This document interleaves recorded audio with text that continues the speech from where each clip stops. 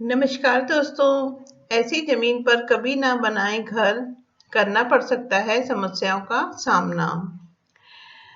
दोस्तों, जिस भूमि पर आप घर बना रहे हैं वह किस प्रकार का है, इस बात का प्रभाव आपके पूरे जीवन पर पड़ता है।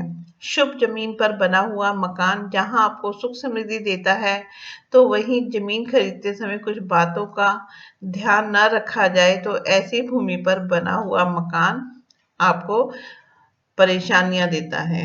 तो चलिए जानते हैं कि किस तरह की जमीन पर मकान नहीं बनवाना चाहिए। दोस्तों, ऐसी जमीन पर न बनाए मकान।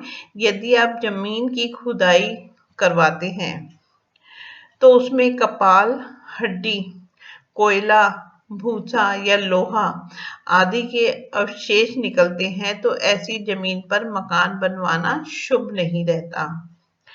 यदि आपने जमीन खरीद ली है तो इन बातों का खास ध्यान रखें।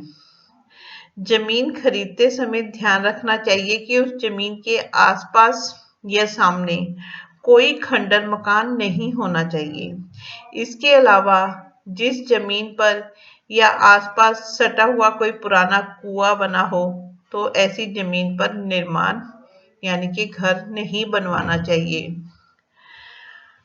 वास्तु में दक्षिण मुखी मकान को अच्छा नहीं माना जाता, इसीलिए घर बनाने के लिए जमीन लेते समय इस बात का ध्यान रखना चाहिए कि मकान का मुंह दक्षिण दिशा की ओर न हो।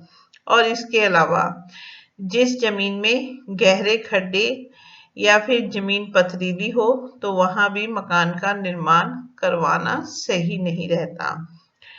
वास्तु के अनुसार यदि किसी जमीन पर कांटेदार वृक्षों ने अपना बसेरा किया हो तो उस जमीन पर घर बनाना सही नहीं रहता।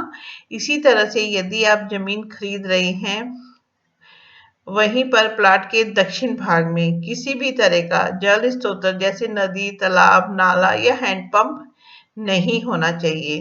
तो रखिए इन बातों का ध्यान। धन्यवाद दोस्तों।